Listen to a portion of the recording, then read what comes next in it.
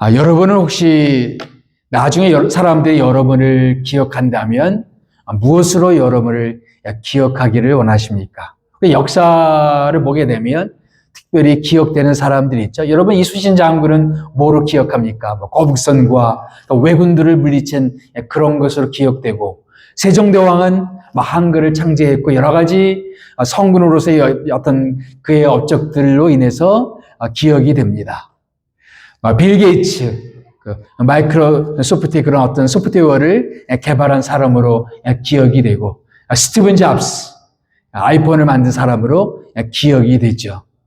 성경에서 또 여러 인물들이 기억되지 않습니까? 노아하면 방주를 만든 일로 기억이 되고, 모세하면 십계명으로 기억이 되죠. 다윗 하면은 골리앗과 싸운 그런 전력으로 기억되기도 하고, 수많은 여러 가지 활동으로 기억이 됩니다. 솔로몬 하면 무엇으로 기억됩니까? 성전을 만들고 또 지혜가 특출한 것으로도 기억이 되지요. 오늘 역대상에 보게 되면 1장부터 9장까지는 거의 이름들만 나열되고 있습니다. 수많은 이름들이 등장해요. 그런데 역대상 기자가 그 족보들, 수많은 이름들을 쭉 기록하는 가운데 4장에 이르러서 어떤 사람을 기록하면서는 이름만 기억하지 않고 특별히 그를 기억하는 것이 있습니다. 그런데 뛰어난 어떤 업적이 아니었어요. 무슨 전공을 세운 것도 아니고 나라를 구한 것도 아니고 무슨 특별한 것이 아니었어요.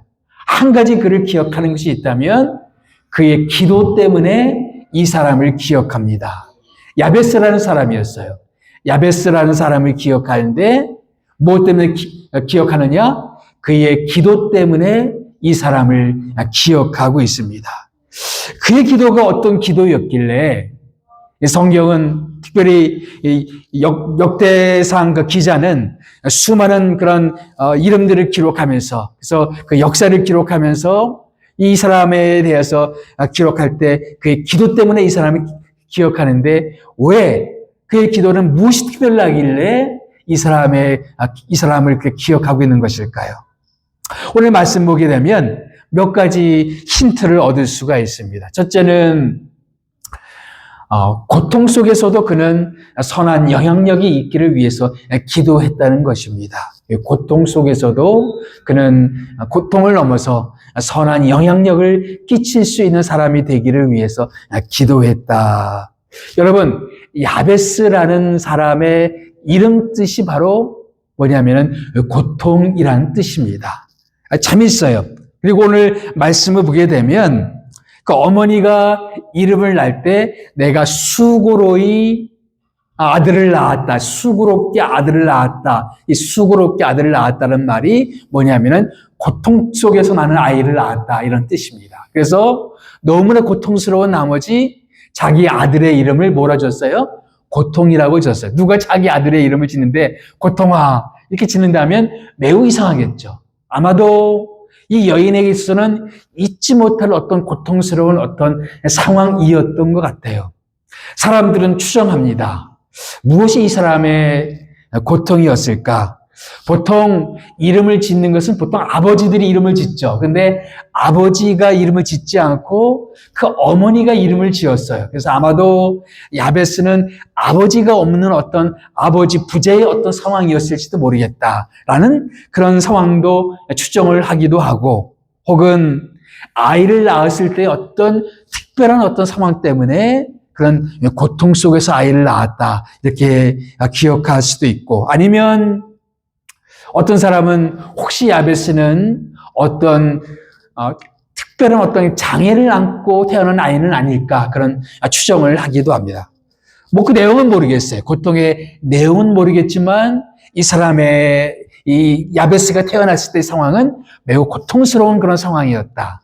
그런데 이 사람의 마지막 기도 가운데 마지막에 어떤 기도가 있냐면은 나로 근심하지 않게 하소서라는 것으로 그의 기도를 떠나는데, 근심하지 않게 하소서 이것도 뭐냐면은 바로 고통에서 벗어나게 하소서라는 기도입니다. 고통, 내게 근심이 없게 하옵소서. 영어 성경 보게 되면 이 근심이란 말이 pain, 그러니까 고통이란 말이에요. 그래서 야베스와 함께 두 번이나 언급되는 말이 뭐냐면은 pain, 고통이라는 말이에요. 그러니까 야베스는 고통 속에서 태어났고 고통 속에서 인생을 살아가고 있었던 사람이었습니다.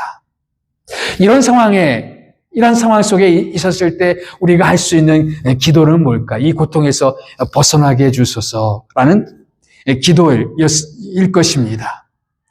여러분, 우리도 인생을 살아가면서 인생 가운데 이런저런 고통 속에서 살아갈 수가 있다는 얘기죠. 이민사회 속에서도 이런저런 고통이 있죠. 어떤 사람들은 오랫동안 이 비자 문제가 해결되지 않아서 10년, 15년 오랫동안 이 비자 문제 때문에 고통을 당하는 그런 사람들이 있습니다. 어떤 가정에는 가족 중에 누군가가 어떤 그런 중병에 걸려서 그 병 때문에 가정 가운데 고통이 있는 경우도 있고, 어떤 경우는 실직이나 경제적인 어려움 때문에 고통을 당하는 경우도 있고, 어떤 사람은 대인 관계 속에서 누구와의 관계 속에서 심각한 고통을 경험하는 그런 사람들도 있습니다. 우리는 인생을 살아가면서 이런저런 종류의 그런 고통을 겪을 수가 있단 말이죠. 그런데 우리가 고통을 당하면서 우리가 주의해야 될 한 가지는 뭐냐면은, 우리가 살아가는 목적이 단지 고통에서 벗어나는 것, 그것이 우리의 인생의 목표가 돼서는 안 된다는 것입니다. 고통 속에 있다면 고통에서 벗어나기 원하는 것은 모든 사람의 심리일 것입니다. 그러나 단지 인생의 의미가 어떤 우리에게 닥쳐진 문제를 해결하는 데만 초점이 맞춰진다면 아무 의미가 없는 것이죠. 나에게 어떤 문제가 찾아왔어요. 고통이 찾아왔어요. 그래서 길을 쓰고 이 고통에서 벗어나기를 애를 씁니다. 그래서 고통에서 벗어났어요. 그것이 끝이라면 인생은 무의미하단 말이죠.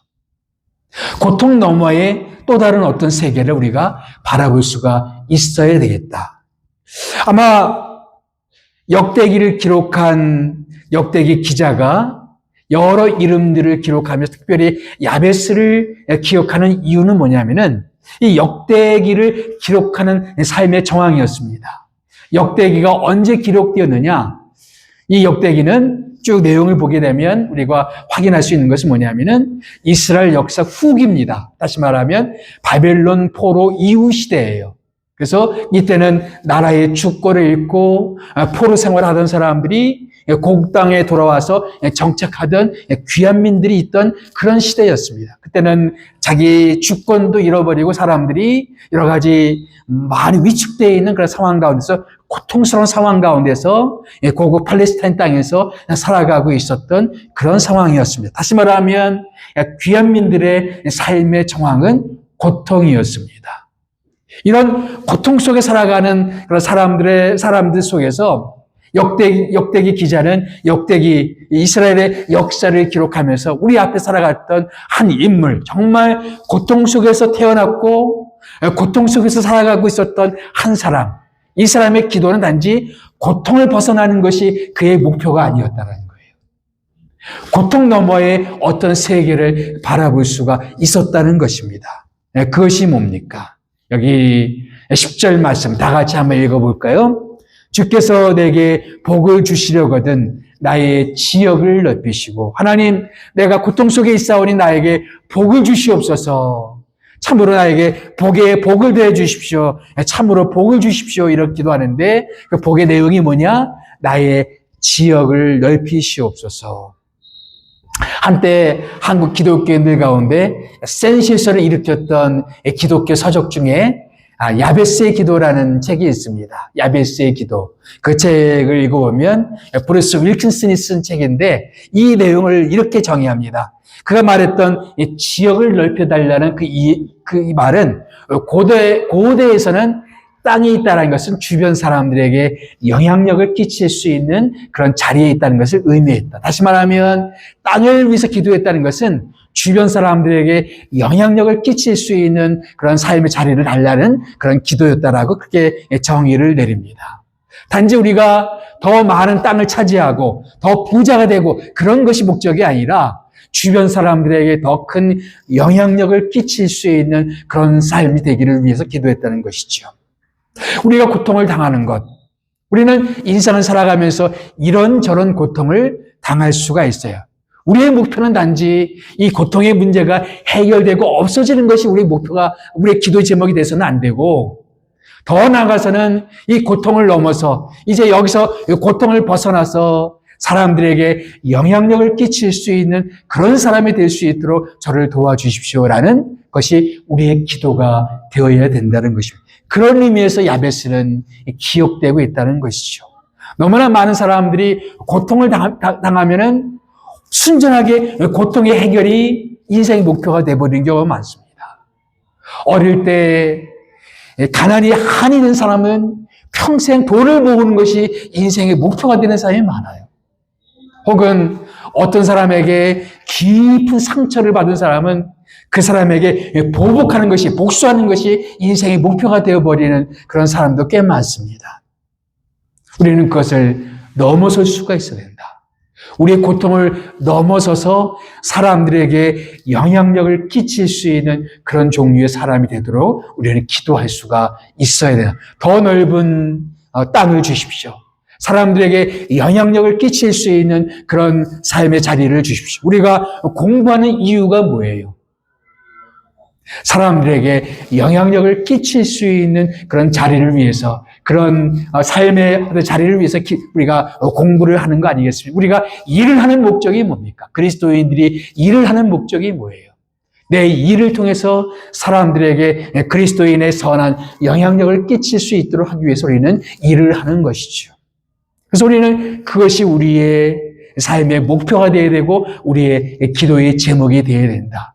내 삶이 유명해지든 유명해지지 않든, 부자가 되든 부자가 되지 않든 간에 내 삶이 어떠하든지 간에 사람들에게 영향력을 끼칠 수 있는 그런 사람이 되게 해 주십시오.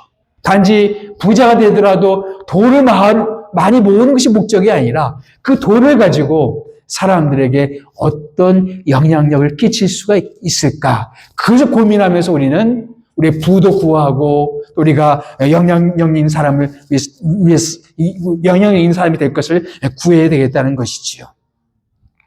우리 조선시대에 경주 최씨 가문이 있었습니다. 이 사람의 가정은 그 많은 사람들에게 많은 영향력 끼쳤던 그런 가문이에요. 근데 경주 최 씨는 아주 만석군의 어떤 그런 큰 부를 가지고 있으면서도 주변 많은 사람들에게 영향력을 끼치고 있었는데 이 집에 가훈이 있었다고, 6가지 가훈이 있었다고 합니다. 첫째는 뭐냐면은 과거를 보지만 진사 이상의 벼슬을 취하지 말라.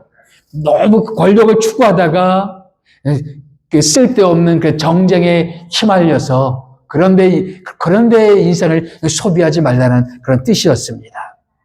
두 번째는 만석 이상의 재산이 생기면 다 사회에 환원해야 된다. 그리고 특별히 아무리 땅을 늘리면 좋지만 흉년기에는 땅을 늘리지 마라.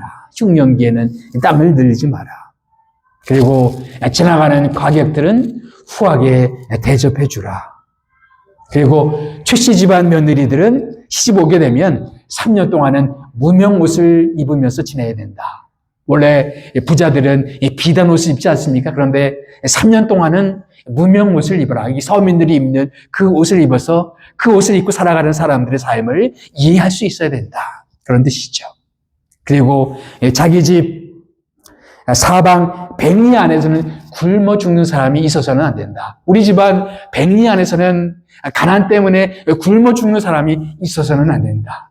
이런 부자가 되어야 되겠죠. 우리가 부자가 되는 건 중요해요. 무조건 부를 지우해서는 안 됩니다. 성경에서도 부자도 있어요. 부 자체가 악은 아닙니다. 그러나 부 자체가 인생의 목표가 되어버린다면 그것은 부가 우상이 되어버리는 거죠. 우리가 구할 것은 뭐냐면은 우리가 높은 자리에 얻든 혹은 많은 부를 얻든 어떤 지위를 얻든 우리가 무엇이 되었든지 간에 우리는 선한 영향력을 끼칠 수 있는 그런 사람이 되기를 구해야 된다는 거죠. 그래서 나에게 더 넓은 지역을 주십시오. 더 높은 자리를 주십시오. 더 높은 어떤 그런 자리들을 허락해 주십시오라고 기도한다면 그것 때문에 우리는 무엇을 구하는 것인가? 주변 사람들에게 선한 영향력을 끼칠 수 있는 사람이 되기를 위해서 기도할 수가 있어야 되겠다라는 것입니다. 이 두 번째, 우리는 고통이 목표가 아니라, 고통 해결이 목표가 아니라 고통 너머에 주님의 임재를 위해서 기도할 수가 있어야 되겠다. 여기 10절 말씀 보게 되면 주의 손으로 나를 도우사라는 표현이 나옵니다. 주의 손으로 나를 도우사. 주의 손이 함께 한다는 건 뭐냐? 주님의 임재죠. 주님이 나와 함께 하신다는 겁니다. 그래서 주의 손이 함께 할 때 우리는 또 주님이 우리와 함께 해주실 때 우리는 큰 능력을 경험할 수가 있고 하나님의 은혜를 경험할 수가 있다. 사도행전 11장 21절 말씀에 주의 손 한번 읽어봅시다. 주의 손이 그들과 함께 하심에 수많은 사람들이 믿고 주께 돌아오더라. 주님이 함께 하시기 때문에, 주의 손이 함께 하시기 때문에 믿지 않은 사람들이 주님께 돌아오는 역사가 일어났다. 저는 이것이 우리 교회 기도 제목 중에 한 가지예요. 주의 손이 우리와 함께 하심으로 말미암아 수많은 사람들이, 허다한 사람들이 우리 가운데 더해지는 것을 위해서 기도하고 있습니다. 우리는 주의 손이 우리와 함께 하기를 위해서 기도할 필요가 있습니다. 여러분, 우리의 인생을 살아가면서 우리의 인생의 최대 위기는 뭐냐면은 주의 손이 더 이상 필요 없는 것처럼 생각하는 것입니다.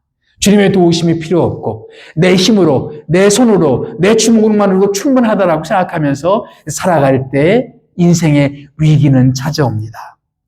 그래서 내가 정말 내 힘으로 충분히 살아갈 수 있다라고 생각하는 사람을 우리가 어떻게 파악할 수 있느냐? 뭘 보면 알 수 있을까요?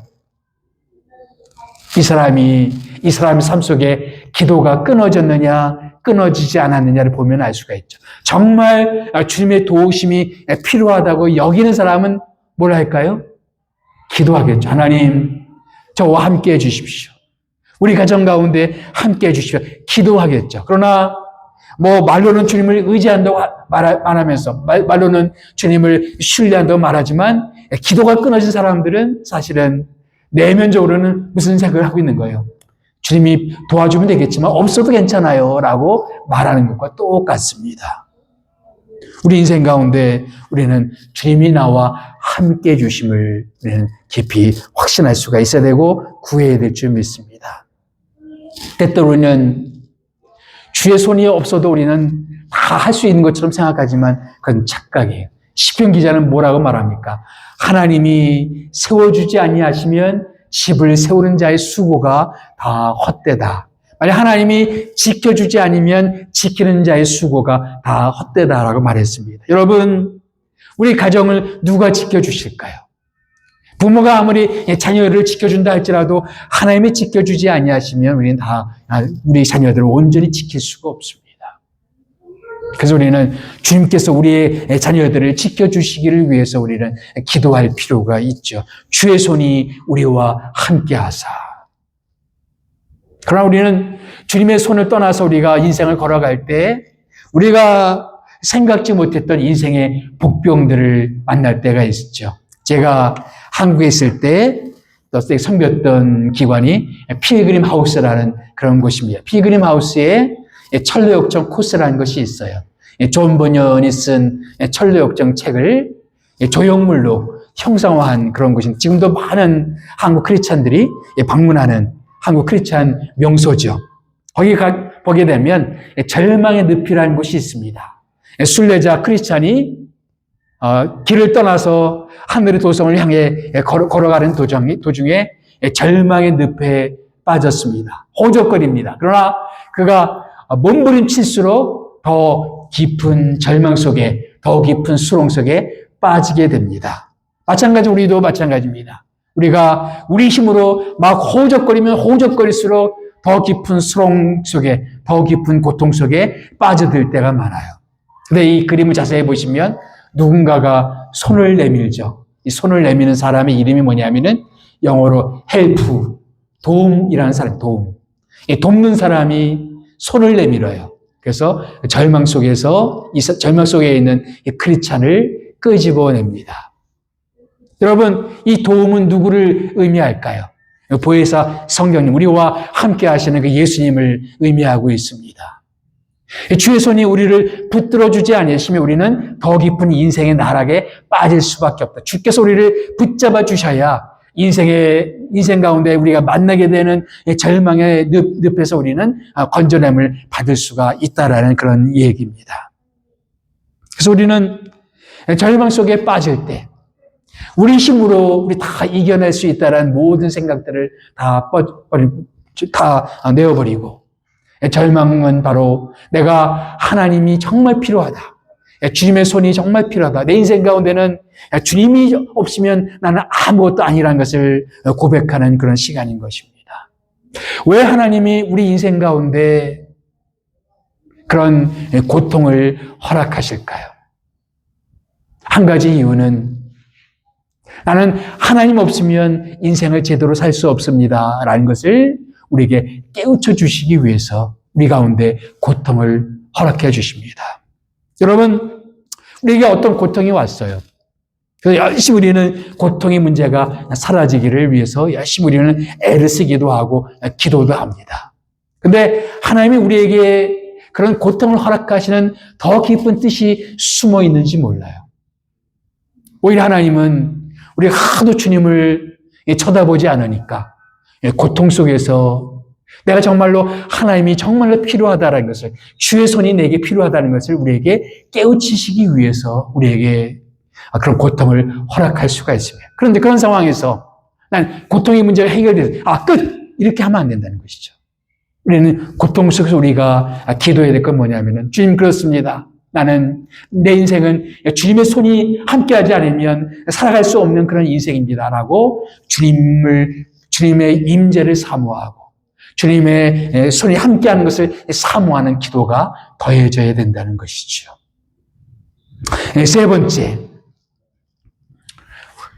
우리는 이 고통을 넘어서 거룩한 삶을 위해서 기도할 수가 있어야 되겠다는 것입니다. 10절 말씀 보게 되면 나로 환난을 벗어나 내게 근심이 없게 없어서. 여기 나로 환난을 벗어나 유진 피터슨이라는 사람이 쓴 메시지 성경을 보게 되면 아무 악이 나를 해치지 못하게 하소서, 이렇게 기도했어요. 아무 악이 나를 해치지 못하게 하소서. 이렇게 말하면 생각나는 기도문이 있지 않습니까? 주기도문 가운데 우리를 악에서 건지시옵소서 같은 맥락입니다. 성경에 보게 되면 악은 여러 종류의 악이 있습니다.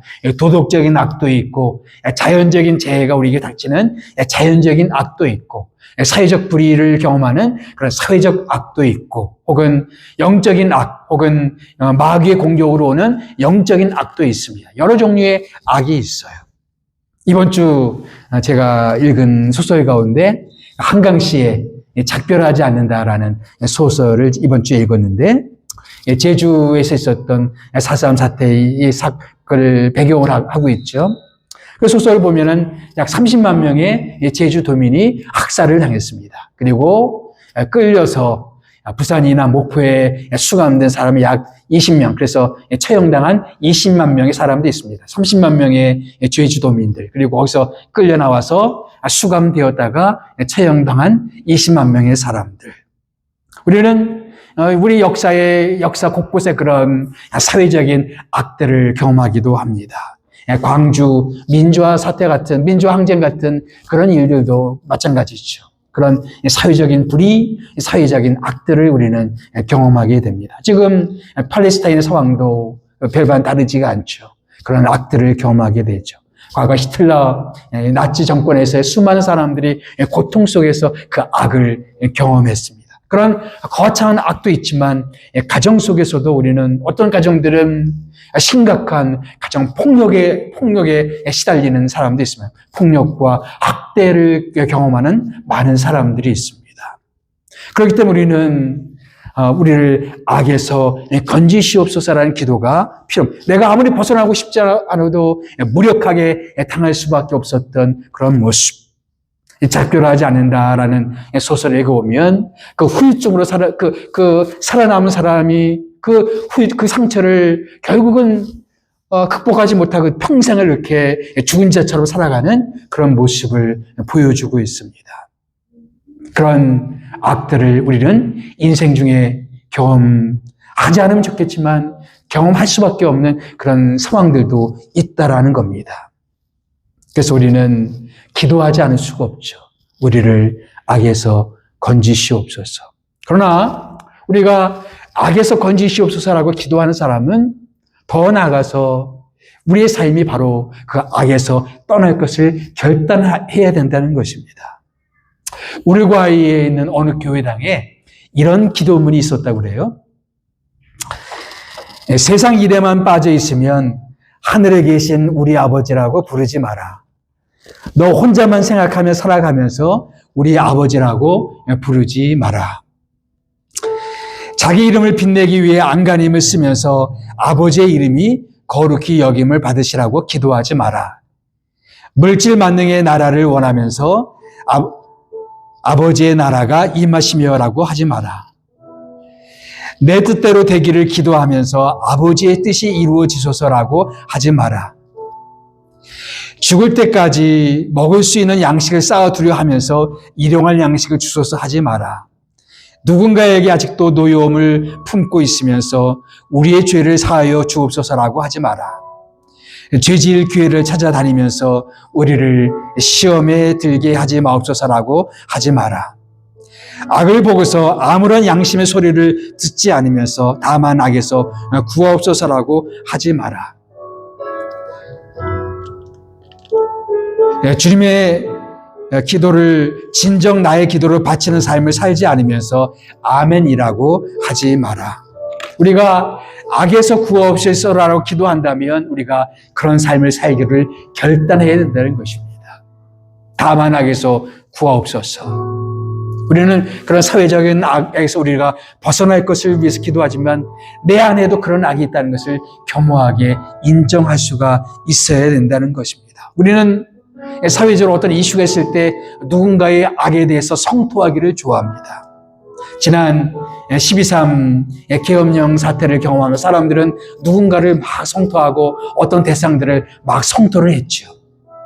그러나 마치 내 안에는 그런 악이 없는 것처럼 그렇게 생각할 수도 있다라는 것입니다. 한나 아렌트라는 사람이 히틀러 정권의 부역자로 일을 했던 아이히만을 추적하면서 그의 마지막 결론이 뭐냐면은 이 아이히만을 보니까 너무도 평범한 사람이었다. 이 평범한 아이히만이 어느 특정한 조건 속에서, 특정한 상황 속에서는 괴물처럼 변했다. 그래서 그가 쓴 말이 뭡니까? 악의 평범성. 평범한 인간 속에 악은 얼마든지 찾아올 수가 있다라고 말합니다. 니체라는 사람이 그런 말을 했습니다. 괴물과 싸우는 자는 괴물이 되지 않도록 조심해야 된다. 내가 인생을 살아가면서 사회적인 어떤 괴물을 만나요.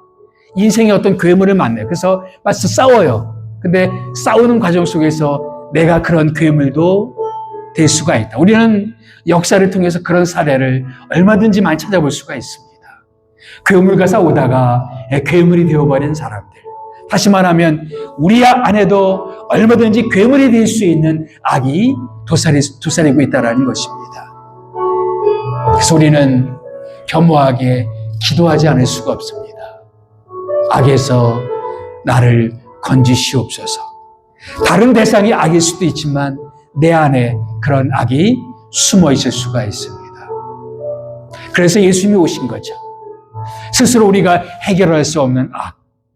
나도 괴물이 될 수 있고, 나도 악한 누군가가 될 수 있고, 나도 모르게 누군가에게 상처를 주고, 나의 편견 때문에 누구를 원수처럼 대하는 그런 괴물이 될 수도 있는데, 하나님은 우리를 그런 악에서 건지시기 위해서 예수님을 이 땅에 보내주셨습니다. 이 시간 기도하면서 이런 기도를 했으면 좋겠습니다. 하나님, 우리가 인생에 이런저런 고통을 당하면서 우리의 인생의 목표가 단지 고통의 해결, 그것이 되지 않게 도와주시고 그 너머의 세계를 바라볼 수 있도록 도와주시옵소서. 내 삶이 더 많은 선한 영향력을 끼칠 수 있는 그런 삶이 될 수 있도록, 그리고 정말로 내 인생 가운데 내 힘으로 해결할 수 없는 그런 문제들, 우리 인생 가운데는 하나님의 손길이 필요합니다. 주님의 도우심이 필요합니다. 주님의 임재가 필요합니다. 나는 주님 없이는 살아갈 수 없는 존재입니다를 겸허하게 인정하는 사람이 될 수 있도록 도와주시옵소서. 때때로 우리가 경험하는 여러 종류의 악을 경험하면서, 고통을 경험하면서 내 스스로가 그런 악이 되지 않도록 나를 지켜주시고, 이 모든 우리가 경험하는 악에서 우리를 건지시옵소서. 우리 함께 그런 기도를 드렸으면 좋겠습니다. 우리 이 시간 기도하면서 주님, 우리를 도와주시옵소서. 악에서 우리를 건지시옵소서. 고통에서 우리를 건져주시옵소서. 그러나 고통 너머의 세계를 바라볼 수 있도록 도와주시고, 주님을 붙잡을 수 있는 저희가 될 수 있도록, 더 멀리는 사람들에게 주님의 영향력을 끼칠 수 있는 사람들이 될 수 있도록 저희를 도와주시옵소서. 함께 합심해서 기도하시겠습니다.